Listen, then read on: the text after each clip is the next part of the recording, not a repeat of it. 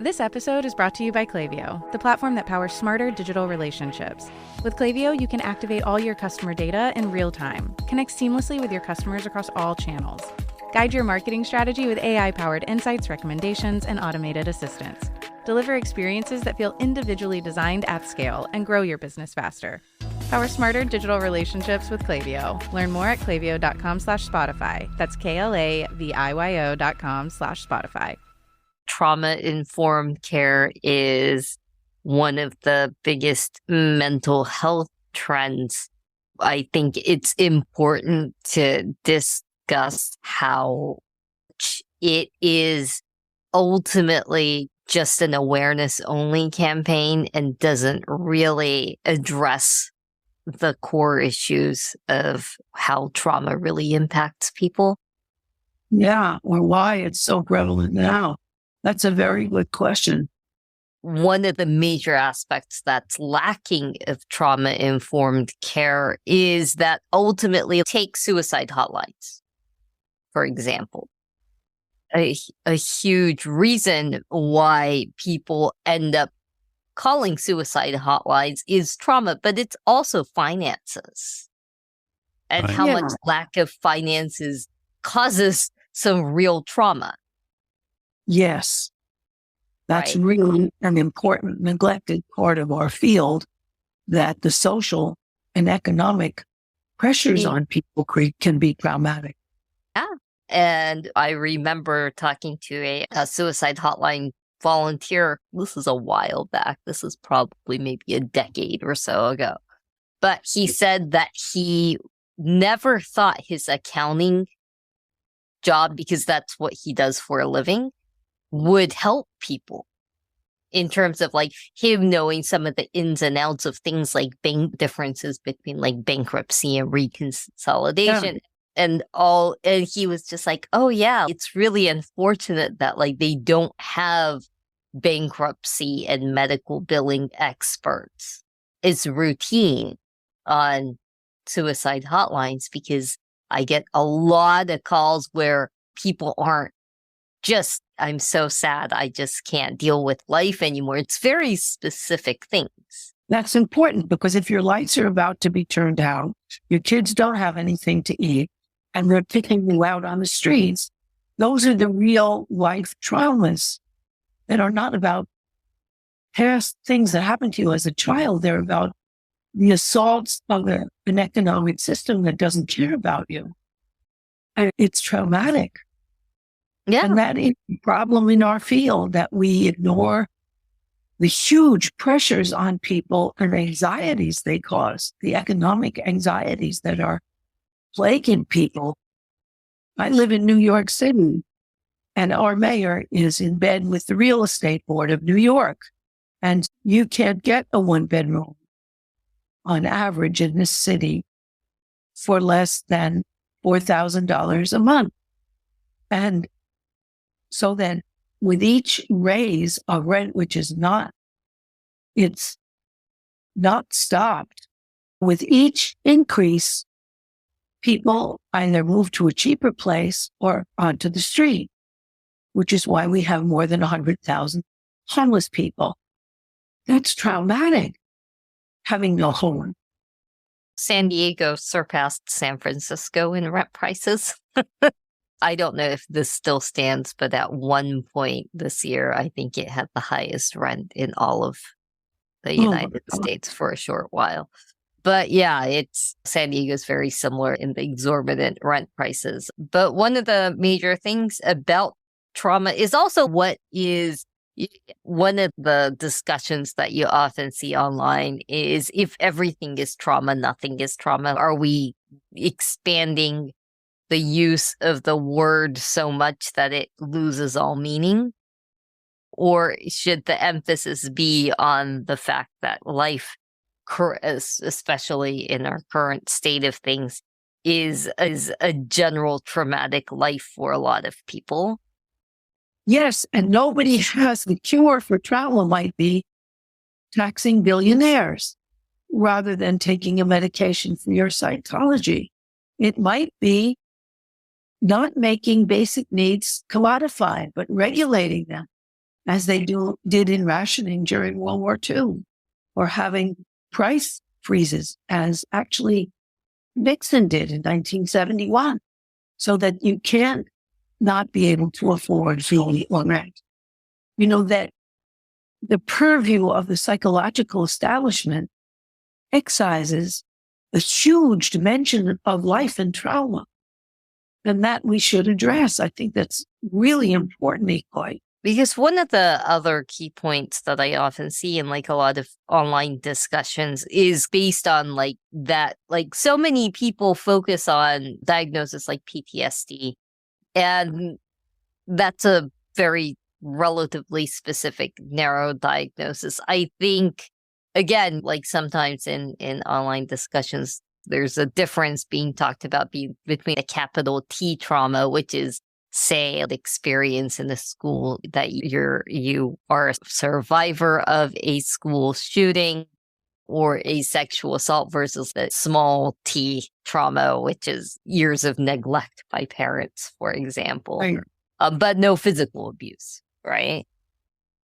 And again, it's become such a trend to talk about trauma. And in some ways, I think it is absolutely a vital topic to talk about. Yes. But on the other hand, it is the focus, again, is so narrowed as a solution. And I think part of that narrowing of the solution being like it's really kept within like the mental health treatment boundaries is ultimately because there is now also like a certain pessimism around diagnoses as this always permanent condition rather than a potential condition that can change over time. I think that one of the big lacunae or sort of abysses in our field is that we don't count the traumas that happen in daily life. That every person who's homeless is not homeless because they were neglected as a child necessarily, but is often homeless because, look, the biggest employers in the United States are Walmart, the call centers, and fast food, and Amazon. They're all humiliating jobs. And then people have to come home and try to make a living on a bad wage. And all day long, they're monitored and beeped if they do something like put their elbows on the counter in McDonald's or sit back a moment from the assembly line at Amazon, that people are abusively treated on the job. It isn't only a direct assault. And that we really lack a whole dimension of trauma, which is getting worse and worse in the United States as we become more and more stratified between the wealthy and the poor, and we don't take care of our kids. Child care. And I was terrified to learn that of the developed nation, the 30 developed nations and the OECD nations, the average that they spend on toddlers' education $14,000 a year. United States spends $500 a year. Well, that the trauma of trying to find adequate childcare when you don't have the money it's really traumatic. Yeah. Yeah, we're facing a huge worker shortage in that sector too.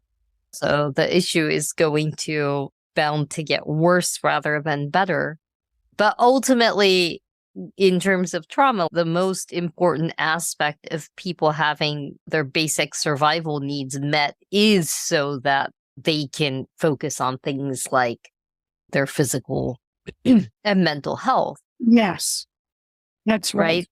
That without that component, like you can't really expect someone that's working 2 to 3 jobs and stressed out of their gourds to be able to make any headway in their mental health. The way the phrase that you use, worked out of their gourds. Mental health is supposed to put you back in your gourd, but it can't if your life circumstances drive you out. Yeah, what does good therapy even look like in that situation? Is it just coping strategies, or is it just there's just no point because it's impossible? A lot of people that are having to work 2 or 3 jobs often don't have the ability to even access therapy for the most part. Right. But even if they did, Right. would it do anything? Or you'd be giving a person his coping strategies for dystopia, right?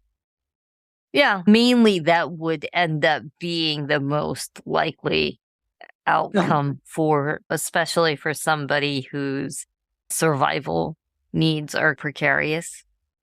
Yeah. Would be mainly just coping strategies, in all honesty. Is it? I guess you could make the argument that perhaps all therapy is just coping strategies.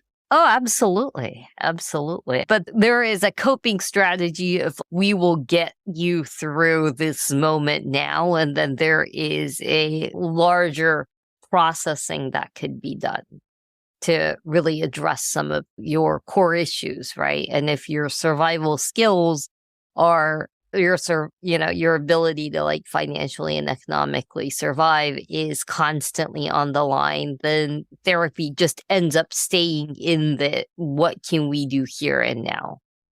I think as a therapist, we can give more than just coping strategies because we can help people understand the way they may collude with the forces around them and destroying them, the things about them, and their own adjustments that make failure more attractive. And we also can suggest to them social avenues where they can go out and express their dissatisfaction and try to unite other people and get the strength and the hope that they can change and that they can change the conditions of their oppression. And I think of how in the 1930s, there were vast marches of the unemployed and in New York City demanding jobs with decent wages. And each one of them, if they were alone, would feel hopeless, but the sense of power and possibility of being together and making demands that could be heard changed the basic conditions of their lives. But we don't usually on the left, even or in therapy circles at all, advise some kind of activism around what you hope to achieve, especially if you're unemployed and have a lot of time. I've found that turns some people's lives around. And so I think it's another factor that's missing in the psychotherapeutic community, that joining with groups to address the material conditions that oppress you is a good idea, gives you a sense of empowerment, and actually can lead to change. That's a missing dimension, as well as the economic dimension that you brought up earlier. We call it going out of your gourd. You have to work so much, literally, out of your gourd. Because you see that all over the street in New York. I can't take a walk for more than 3 blocks without seeing someone screaming out of their mind or reeling around in the streets because they've lost themselves to disintegration and despair because things are hard. That these are hard economic times for a lot of people, and a lot of the social supports have been withdrawn. And just as nationally, whatever problems we have, it's never brought up. It's off the chart that you would tax the billionaires who largely escape taxes through their elegant lawyers. People feel they're the criminal enterprise that's cheating them, but they don't have a movement with which to express it. What does trauma-informed care look like in its best case scenario and its worst case scenario? Trauma-informed care has become a mental health kind of advertising lingo rather than a real thing. Because one of the major aspects of trauma-informed care is to fully incorporate people's life experiences and use and address those ultimately in your treatment, right? is basically what trauma-informed care is. Because a lot of times before, it used to be like, oh, that's not relevant to this, or that's not relevant to that, or this doesn't really, unless things had a first degree closeness to like the issues at hand, it was often discarded.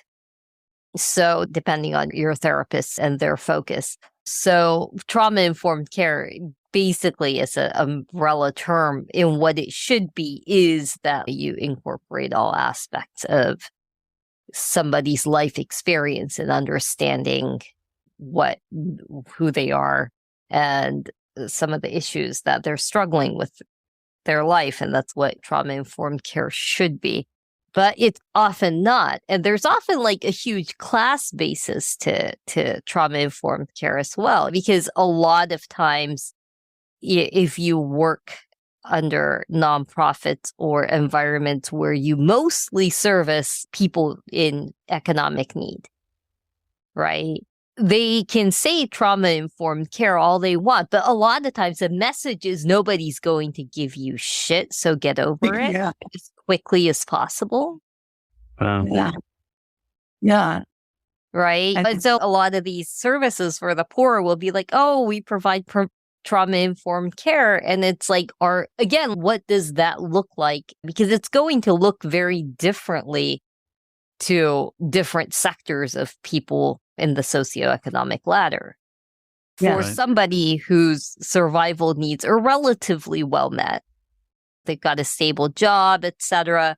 It could be something like, oh, this person maybe needs half-time work for an extended amount of time, or like a leave of absence, and they need more support in terms of leaves of absence, paid leaves of absence and things, and being able to maybe like shift their work from like full-time to part-time and not necessarily lose benefits, right? Versus somebody that is much more struggling at a socioeconomic level may be that they need something like housing and kind of wraparound care.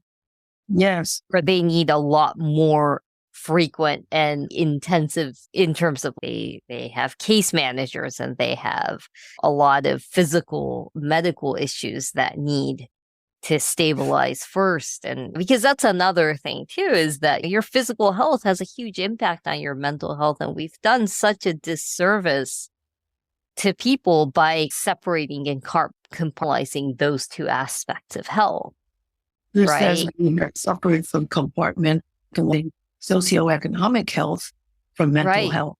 We are like a specialist compartmentalist society in general, but the divide between those two has been like really unfortunate because for example, if you are working with the unhoused, if you are working with the elderly, and somebody has like a drastic change of behavior, you can't necessarily, especially if you know that they're diabetic, you can't necessarily run to mental health. You have to rule out blood sugar issues.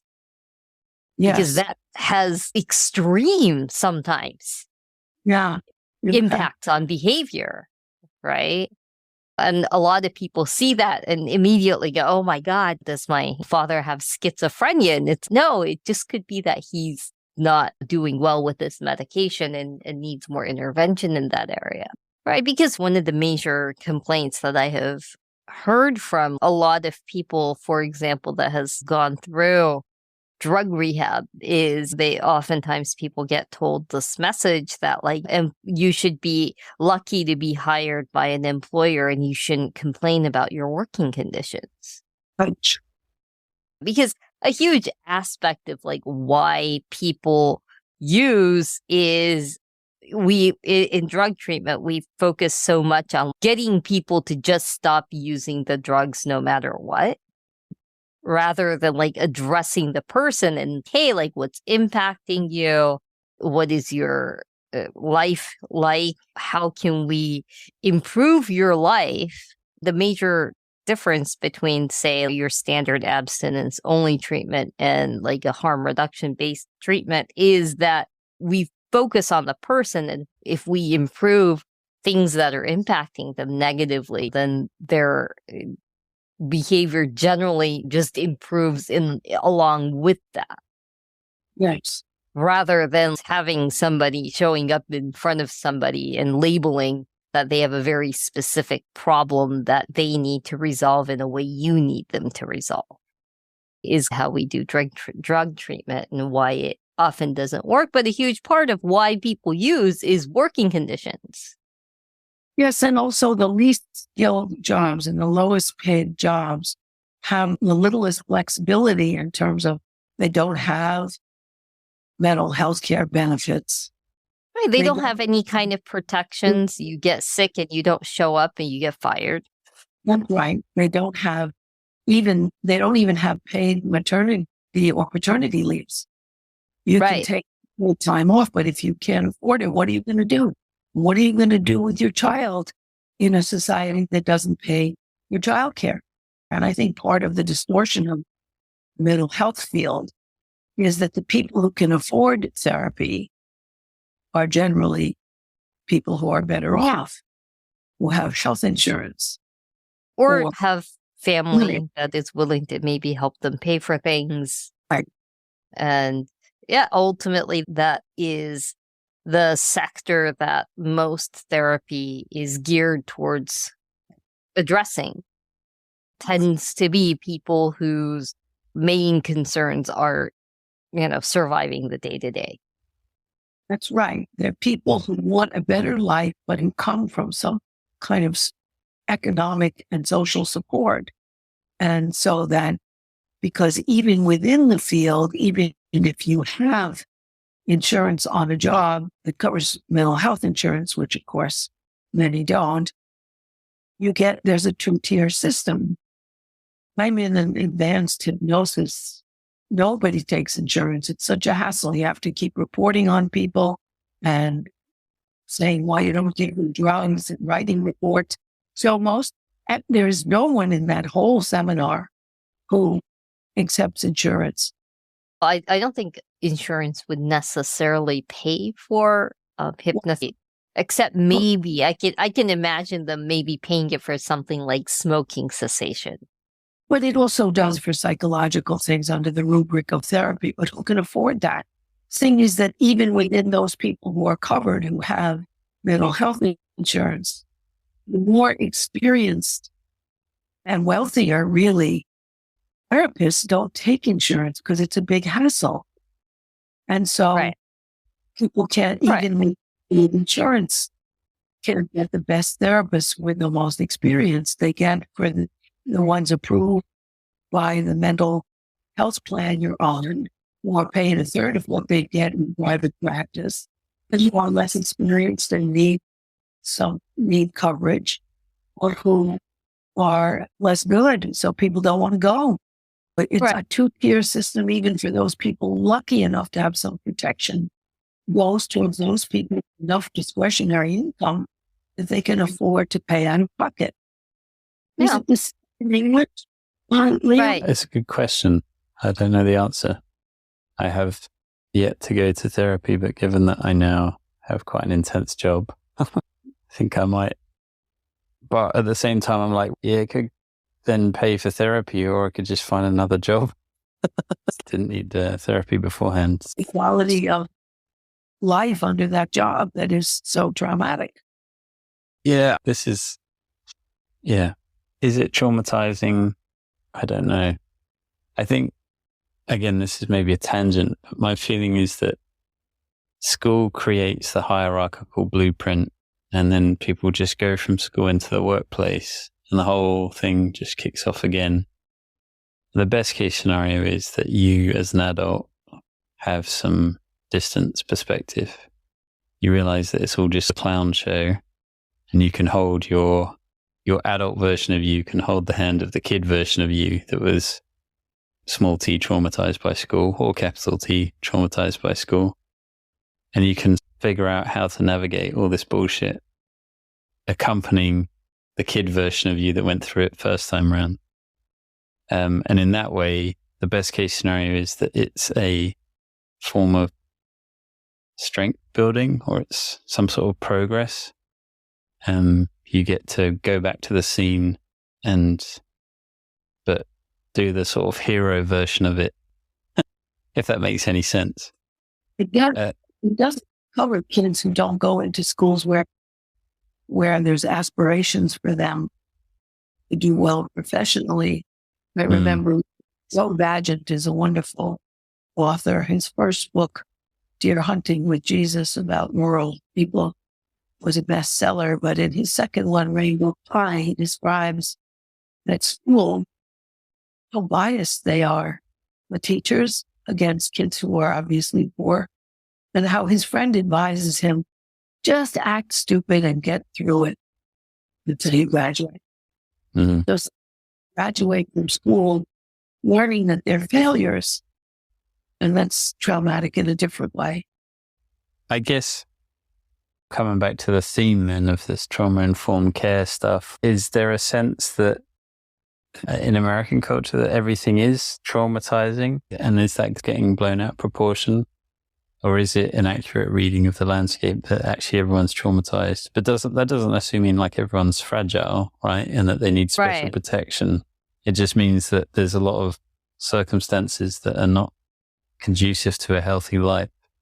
Ultimately, when you have an environment where housing is scarce, where decent paying jobs isn't the standard, isn't the rule, because what we call minimum paid work, 40 hours of that a week should allow you to, at least, even if you don't live luxuriously, live somewhat comfortably. That should be the standard, and it's not. It's not, but it should. Right. And when you have all these issues of resources, scarce resources, because this is basically austerity.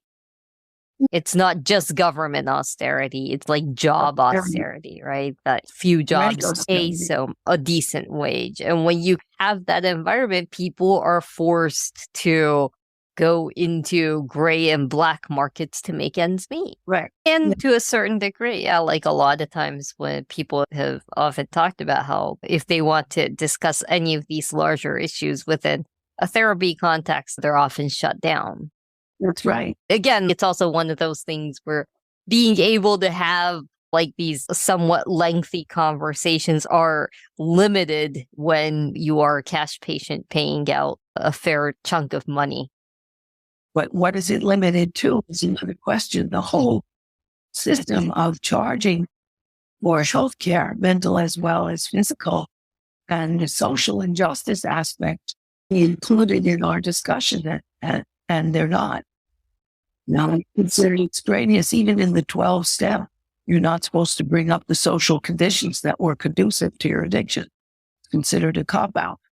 Right. Jesus. Yeah, that's mad, isn't it? Very. Right. That's a huge part of why I'm not a fan. Yeah. Yes. That's part of one aspect of why trauma-informed care, to a certain degree, is it's extremely narrow in what is considered like acceptable trauma. It follows a lot of the confused conversations around mental health in general. Because people say things like diagnosis or your trauma doesn't excuse your behavior. And it's on one hand, it's true, but on the other hand, it's also, these things absolutely do inform people's behavior. A lot of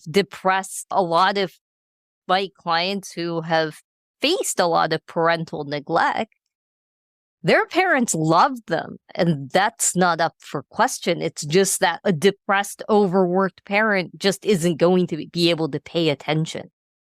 Not the same way as somebody who has the time and energy. Right, who has the time and energy and isn't severely clinically depressed, right? Because also there's a certain pessimism with a lot of diagnoses in the sense that it's just considered permanent identity that kind of people carry on for the rest of their lives. And on the other hand, they like to say, oh, this thing is permanent, but then you can't let this permanent thing affect you in any way. That's inconvenient to other people. Right. If you read Gabor Mate's book, The Myth of Normal, the mental and physical have such an overlap that it's really hard to say what's permanent.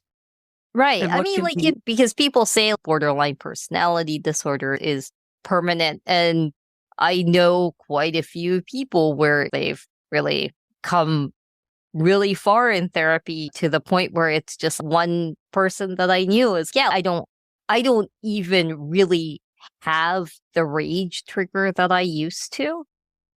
Right. Right? Like where I'm at this point in my life where I don't have to consciously manage symptoms anymore. I no longer like split and say inexcusable things to people. I have developed much better access to less black and white thinking and a lot more nuanced kind of thinking in terms of other people. I have greatly addressed issues with fears of abandonment and such, to the point where I don't think I have borderline anymore. But if I say that, people tell me I'm wrong. But Gabor Mate has testifies to all these people who changed their lives and therefore changed their both physical and psychological symptoms.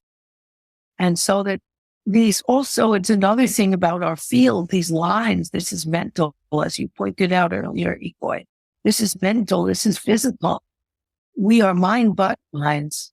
And we're one part. There is no two parts.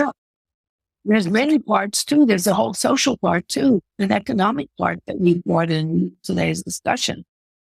So that we've compartmentalized and oversimplified our field, and therefore it doesn't serve as many people as it could and should.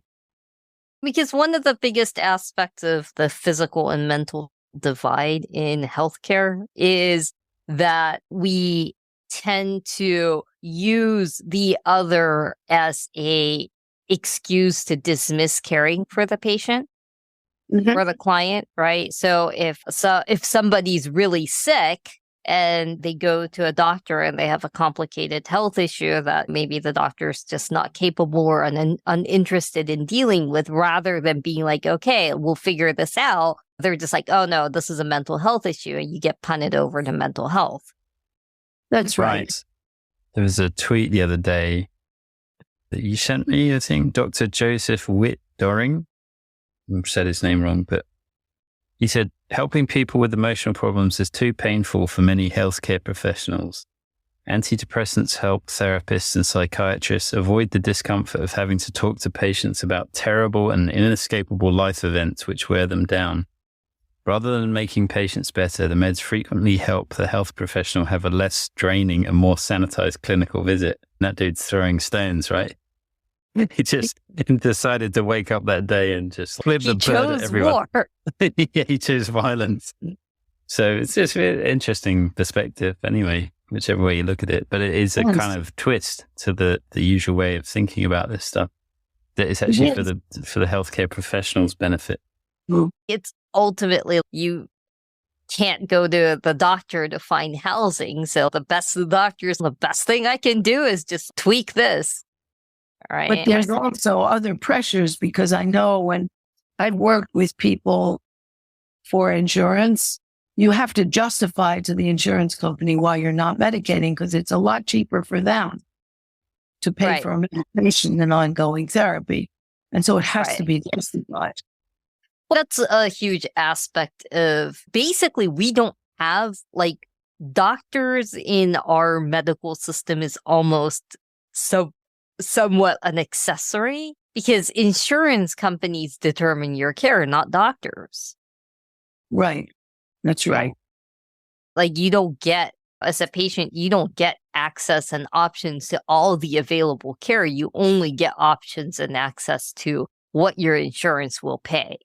I know people who actively are like, I should get therapy, but I'm not going to get therapy because having a mental health diagnosis impacts my career negatively. Right. It's a brand that is awful. It's like it can work on you. And you want it. Yeah, that one aspect of what is failing in, like, the awareness only campaign around mental health and trauma and stigma is that it's doing nothing to actually address some of the issues. If having a mental health diagnosis impacts your ability to work in certain fields, is that really justified, and should those things be changed? That's right. Of course they should. right? You should face the difficulties. Everybody needs guidance. We all could use a helping hand. And yet it becomes stigmatized as illness and therefore stigmatizes people in some jobs. One aspect of why people are so pessimistic in seeing their diagnoses as this identity that they have to affirm publicly over and over again is it's a symptom rather than a cause. Right. And it's also a symptom of a lot of people are really, if you have mild depression and anxiety, it's one thing. But for a lot of people with more serious diagnoses, a lot of them are really pessimistic about their prospects in quote unquote getting better. And if if you feel like your prospects for like a quote unquote cure, if not a cure, a really easy management, right? Without a lot of downsides, that if that's not possible, then what you're going to do is to at least be seen as a human being. Yeah, but a lot of people pathologize themselves because unnecessarily, and they don't see the hope and transformation possible. Of course, transformation is possible. I think transformation is possible, but one aspect that oftentimes a lot of that is really difficult in terms of if you have a mental health issue or if you have a chronic physical health issue, is that improvement may not be to the level that you desire personally, and that doesn't mean that it's failed. Right. Yeah, modern medicine sometimes with people feel that there is a cure for everything and that it's relatively straightforward to get care and treatment. And that's not necessarily the case, right? That if you have a lot of chronic illnesses, if you have a lot of mental health illness conditions, that it can be difficult to get straightforward care in a lot of ways. I have friends with bipolar, and while they are grateful in many ways for the stabilizing impact of their medications, it also does come at the price of a lot of side effects. The side effects can be traumatic. But Right. there is not a recognition of what this takes, what it entails, how it touches all of us. It's just a basic studied ignorance of this whole area and its vulnerability and ubiquity, really. I'm going to have to go. Yeah, we've hit the hour. Thank you so much for introducing this topic, Ikoi. It was a productive topic. Yeah. Of course, you have a great week, Harriet. Too, and you too, Liam, in your stressful job. Yeah, I'll be all right. That's all good. Take care. Okay. See you later. Take care. Bye. Bye-bye. Bye. Bye.